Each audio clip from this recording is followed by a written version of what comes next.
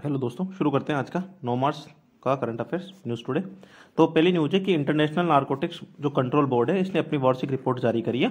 अब narcotics board है तो जाहिर सी बात है कि किस पर रिपोर्ट जारी करेगा, तो मादक पदार्थों की तस्करी पर क्या बोलते हैं, इसने व्यापार के पहलुओं को उजागर करने पर इसने रिपोर्ट जारी करी है। तो इस रिपोर्ट में मादक पदार्थों की तस्करी और उनके इंटरनेट की उपयोग कि भाई उसमें क्या बोलते हैं, उनके यूज में इंटरनेट का कितना यूज किया जाता है, इसकी भूमिका को इन्होंने रेखांकित किया है। इसने ये भी बताया कि जो इंटरनेट है इसने अवैध बाजार, नारकोटिक्स, ड्रग, साइकोट्रोपिक पदार्थ और संबंधित रसायनों की उपलब्धता बढ़ा दी है कि भाई इंटरनेट से इन चीज़ों का ज़्यादा व्यापार होने लगा है।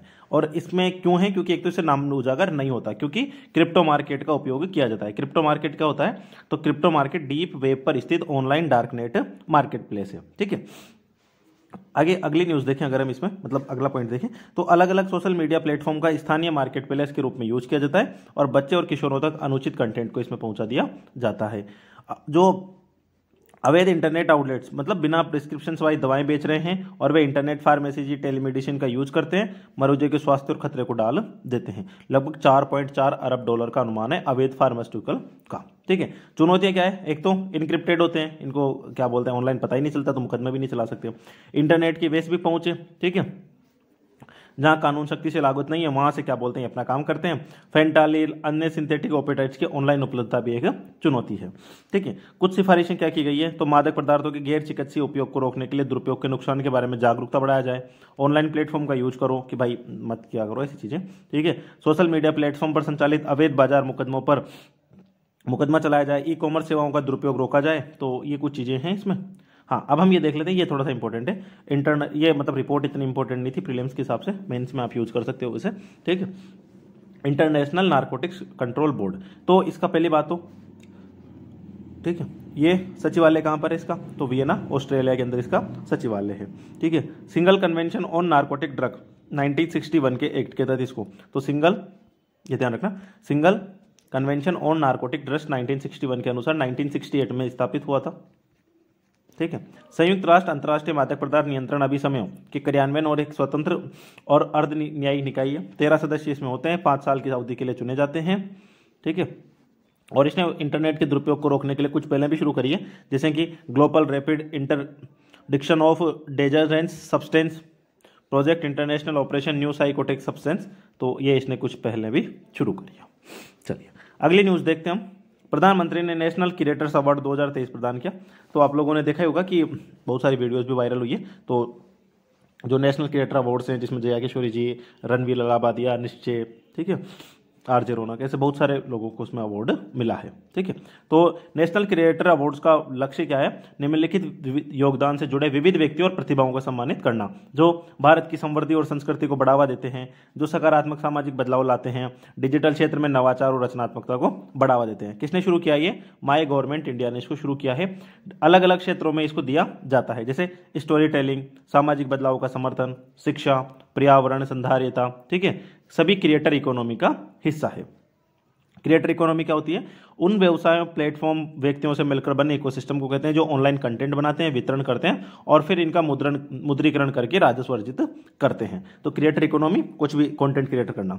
डिजिटल इंडिया अभियान जैसे पहलों की वजह से नए क्रिएटर्स उभर करके आ रहे हैं। अगर हम क्रिएटर इकोनॉमी की स्थिति की बात करें, 80 मिलियन क्रिएटर्स और नॉलेज प्रोफेशनल्स हैं, 1.5 लाख प्रोफेशनल कंटेंट क्रिएटर्स हैं, अच्छी खासी आय अर्जित कर रहे हैं। $250 बिलियन वर्तमान में इनकी इकोनॉमी है और ये $480 तक हो सकती है। कारक क्या है, कम खर्चे में अधिक डाउनलोड डेटा उपलब्ध है। ठीक है, इंटरनेट का प्रयोग पूरे देश में, शॉर्ट वीडियो की कंटेंट था। ठीक है, पता ही होगा आपको वैसे। भारत की सांस्कृतिक लोकाचार का विश्व प्रसार असारण, तो ये कोई इतना इंपॉर्टेंट नहीं है, बस ये ध्यान रख लेना कि ये MyGov.India ने ये शुरू किया था। ठीक है, चलिए अगला अगर हम देखें, 8 वर्षों में ग्रेट बैरियर रीफ में 5वीं बार सामूहिक कोरल ब्लीचिंग की घटना हुई। तो पहली बात तो ग्रेट बैरियर रीफ कहां पर है, ऑस्ट्रेलिया में, आप लोगों को पता होगा। तो वहां पर सामूहिक कोरल ब्लीचिंग की घटना हुई है। तो हम एक बार देख लेते हैं ये होता क्या है, उसके बाद में फिर हम कोरल रीफ के बारे में भी थोड़ा सा देख लेंगे। तो ग्रेट बैरियर रीफ में कोरल जो सामूहिक कोरल ब्लीचिंग की घटना 1998 में पहली बार दर्ज हुई थी। इसके बाद 2010 में, हालांकि एक लंबे अंतराल के बाद ये घटना 2016, 17, 20 और 22 में लगातार दर्ज की थी जा रही है। तो बहुत ज़्यादा ये घटनाएं हो रही है। तो कोरल ब्लीचिंग या विरंजन, अब देखो पहले हम कोरल्स को समझ लेते हैं, फिर कोरल ब्लीचिंग क्यों समझेंगे। तो हजारों छोटे छोटे जो कोरल्स की कॉलोनियां बनी होती है, इन छोटे छोटे जीवों को हम पोलिप्स कहते हैं। इन समुद्र के अकशेरुकी जीवों में सख्त बाह्य कंकाल होते हैं जो कैल्शियम याद रखना किससे बने होते हैं, कैल्शियम कार्बोनेट से। ये क्वेश्चन आ चुका है। भारत में कोरल रीफ्स कहां पर पाए जाते हैं, कच्छ की खाड़ी, मन्नार की खाड़ी, अंडमान निकोबार, लक्षद्वीप तथा मालवण महाराष्ट्र में। उसमें जो 4 ऑप्शन थे ना, उसमें एक सुंदरवन भी था, तो याद रखना सुंदरवन में क्या बोलते हैं, कोरल्स नहीं मिलते हैं। तो अगर हम बात करें कि कोरल ब्लीचिंग क्या होता है, तो वैसे ये तो हम लोग जनरली पढ़ते ही हैं, हमारे जो सिलेबस होता है उसमें करंट अफेयर्स का नोट पार्ट है ये। तो कोरल ब्लीचिंग की बात करें तो जो कोरल ब्लीचिंग है इसको प्रवाल विरंजन भी कहते हैं। जब स्वस्थ कोरल समुद्र के तापमान की वृद्धि से संवेदनशील होते हैं, इसलिए ये अपने ऊतक में रहने वाले जो जूजेंथिल नामक शैवाल होता है उसको बाहर निकाल देते हैं और रंग बिरंगे रंगहीन हो जाते हैं। कारक क्या होते हैं इसके, तो जलवायु परिवर्तन के, एक तो महासागर के जल में वृद्धि हो जाए, ठीक है, इसके अलावा अल नीनो की परिघटना बार बार होते हैं, पवनों के एक बार महासागरीय धाराओं के कमजोर हो, चरम निम्न ज्वार आए, प्रदूषण हो जाए, सूर्य के प्रकाश में कहा जाए। ग्रेट बैरियर रीफ की बात करें तो ये ऑस्ट्रेलिया में है, अभी हम इसकी लोकेशंस भी देख लेंगे, ठीक है, लगभग 2300 किलोमीटर उत्तर पूर्वी तट पे, ये ध्यान रख लेना बस, उत्तर पूर्वी तट, ठीक है। विश्व का सबसे बड़ा कोरल रीफ कॉम्प्लेक्स है, प्रशांत महासागर में स्थित है। विश्व क्या बोलते हैं, यूनेस्को की वर्ल्ड हेरिटेज साइट में अरबों छोटे जीवों से निर्मित है, कोरल पोलिप्स के रूप में जाना जाता है। अगर आप ये देखोगे यहाँ पर वो ये वाली जो रेंज है, ठीक है, यही क्या है, ग्रेट बैरियर रीफ है। चलिए, यूएनसी में सुधार के लिए एक विस्तृत मॉडल, भाई यूएनसी में सुधार तो होता ही रहता है, ठीक है। चलिए, तो अगर हम बात करें तो भारत की ओर से प्रस्तावित G4 मॉडल में यूएनसी की वीटो प्रणाली को लचीला बनाने का भी प्रस्ताव किया गया है। तो एक हुई G4 सदस्य, अब ये ध्यान रखना G4 में कौन है, Bharat, Brazil, Germany, Japan. Bharat, Brazil, तो Bharat, Brazil, Germany, Japan, BBGG, ठीक है। G4 समूह की ओर से सुधार मॉडल प्रस्तुत किए। G4 समूह यूएनएसए में सुधार के लिए गठित किया गया था। तो अगर हम बात करें तो भारत द्वारा भी प्रस्तावित मॉडल क्या है, तो सदस्यों की संख्या में वृद्धि की जाए, स्थायी सदस्यों की संख्या बढ़ाकर 11 और अस्थायी सदस्यों की संख्या बढ़ाकर 14 या 15 की जाए। वर्तमान में कितनी है, तो वर्तमान में स्थायी सदस्य 5 और अस्थायी सदस्य 10 हैं। अस्थायी सदस्यों को 2 वर्ष के कार्यकाल के लिए वर्तमान व्यवस्था के आधार पर चुना जाए, ठीक है। सभी क्षेत्रों को उचित प्रतिनिधित्व दिया जाए, जिसमें 6 नए स्थायी सदस्यों में, अब देखो जो 6 नए स्थायी सदस्य हैं उसमें से अफ्रीका से 2, एशिया प्रशांत क्षेत्र से 2, लैटिन अमेरिका से 2 और कैरिबियन से 1 तथा पश्चिमी यूरोप और अन्य से 1 सदस्य होंगे, ठीक है। परिषद की कार्यप्रणाली में किसी भी संकल्प को पारित करने के लिए 25/26 सदस्यों में से 14/15 को सकारात्मक वोट की जरूरत होगी, ठीक है, कि 25 में से 14 और 26 में से 15 सदस्यों के वोट आई जाएं। वीटो सुधार लागू होने के 15 साल बाद एक नए स्थायी सदस्यों को वीटाधिकार नहीं होगा। इस अवधि के पूरा होने के बाद किस देश को वीटो शक्ति दी जाए अथवा नहीं, इसकी समीक्षा की जाएगी और इस हिसाब से निर्णय लिए जाएंगे, ठीक है। यूएनसी और संयुक्त राष्ट्र महासभा के बीच संबंध, परिषद को यूएनजी के अध्यक्ष के साथ नियमित परामर्श करना चाहिएगा। वार्षिक रिपोर्ट, अब हम देख लेते हैं यूएनसी के बारे में। तो यूएनएससी की बात करें तो संयुक्त राष्ट्र के 6 प्रधान अंगों में से एक है ये। अंतर्राष्ट्रीय शांति और सुनिश्चित करना, वर्तमान विश्व की, और अभी इसमें जरूरत है इसे हमें करने की। स्थायी सदस्य 5 वीटो प्राप्त वाले देश आपको पता होंगे कौन कौन से, चाइना है, फ्रांस है, यूके, यूएसए और रशिया है। तो चीन, फ्रांस, रूस, यूके, यूएसए। अभी जो 10 है उसमें से अफ्रीका से 3 लिए जाते हैं, एशिया से 2, लैटिन अमेरिका से 2, पश्चिम यूरोप अन्य से 2, पूर्वी यूरोप से 1। प्रत्येक सदस्य का 1 वोट होता है। संयुक्त राष्ट्र का एकमात्र अंग है जिसके पास ऐसे निर्णय लेने की शक्ति है जो सदस्य देशों के लिए बाध्यकारी होते हैं। चलिए, नेक्स्ट न्यूज की बात करें तो आईएमएफ के अनुसार महत्वपूर्ण पोत परिवहन मार्ग में बाधाओं के कारण वैश्विक व्यापार बाधित हुआ। तो पोर्टवाच प्लेटफॉर्म के अनुसार, देखो पोर्टवाच प्लेटफॉर्म किसका, ये ध्यान रख लेना, आईएमएफ का ना। तो लाल सागर में जहाजों पर हुई हमले के कारण 2024 के पहले महीने में स्वेज नहर के माध्यम से होने वाले व्यापार में 50% की गिरावट हो गई है। स्वेज नहर कहां पर है, तो एशिया और यूरोप के बीच सबसे छोटा समुद्री मार्ग है। समुद्री मार्ग से होने वाले व्यापार में इसकी नहर की हिस्सेदारी लगभग 15% है। जहाजों को केप ऑफ गुड ऑफ, ये आपको पता होगा अगर आप लोगों ने अफ्रीका देख रखा है, हाँ, तो इस तरीके से बना देना। तो ये वाला जो रूट है, तो अगर इधर एशिया है मान लेते हैं ना, तो इधर से जो भी जहां जा रहा है वो ऐसे घूम के जा रहा है, और अगर ये वाला रूट चालू होता अभी तो जहां जो भी होता वो सीधा यहां से चला जाता। ये इधर मेडिटेरियन सी है तो यहां से चला जाता, लेकिन अब जा नहीं पा रहा है वो।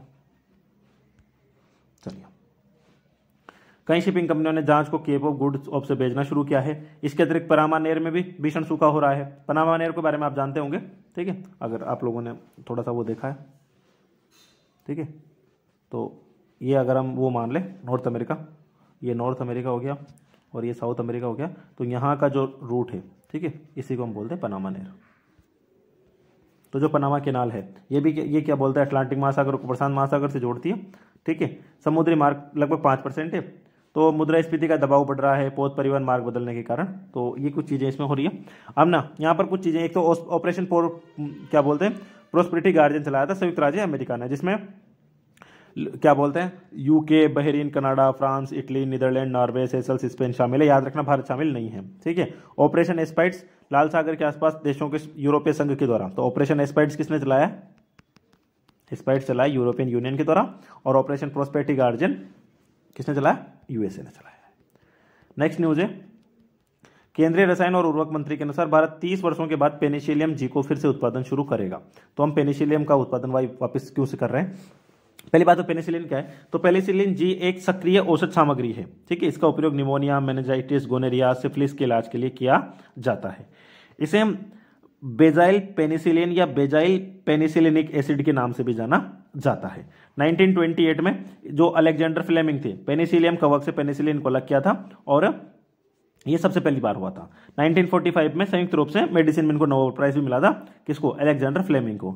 मुख्य रूप से वैक्सीन की तरह सिरिंज के माध्यम से शरीर की नसों या मांसपेशियों के जरिए शरीर में पहुंचती है, ओरल रूप से लेने से अधिक असरदार नहीं रह जाती है।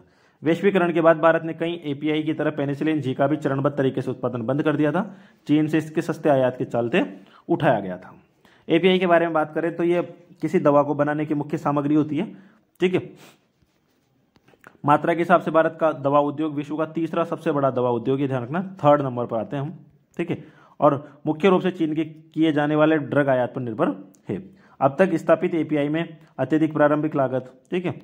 हमने ब्लक ड्रग पार्क संवर्धन योजना औषध क्षेत्र के लिए चलाई है, ये क्या बोलते हैं पीएलआई योजना चलाई है। मुख्य प्रारंभिक सामग्री, औसत मध्यवर्ती के, ये चीज़ें हमने इसमें स्टार्ट करी है। चलिए, तो ये बड़ी बड़ी न्यूज़ हो गई। अब हम चलते हैं छोटी न्यूज़ पर।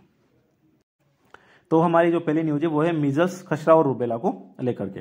तो मीजल्स और रूबेला पार्टनरशिप ने भारत को मीजल्स और रूबेला चैंपियन अवार्ड से सम्मानित किया है, ठीक है। एमआर पार्टनरशिप का नेतृत्व American Red Cross, Bill and Melinda Gate foundation, Gavi बहुत सारों ने किया है, ठीक है। इतना इंपॉर्टेंट नहीं। खसरा के बारे में जान लो। अत्यधिक संक्रामक रोग है, वायरस के कारण होता है, ये ध्यान रखना। खसरा वायरस के कारण होता है, ठीक है। और ये क्या बोलते हैं ट्रांसमिटेड है, मतलब एक से दूसरे में हो सकता है।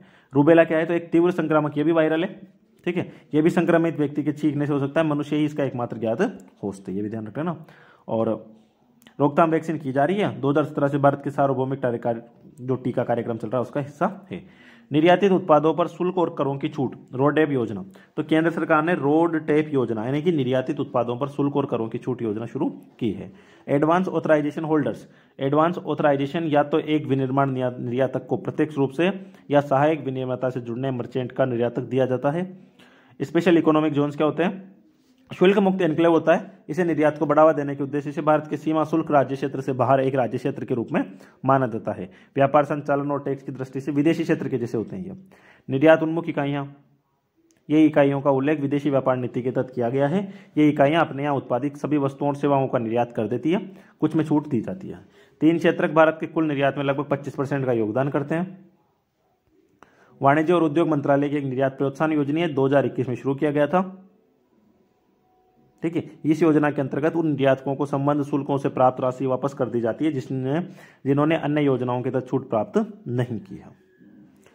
अमिट शाही, मतदाता शाही तो क्या बोलते हैं, ये मिटती नहीं है, सब बोलते हैं। भारतीय निर्वाचन आयोग ने अमिट शाही के निर्माता, एकमात्र निर्माता Mysore paints and varnish limited को 26.55 लाख शीशा बनाने का ऑर्डर दिया, ठीक है। अब तक का सबसे बड़ा ऑर्डर है।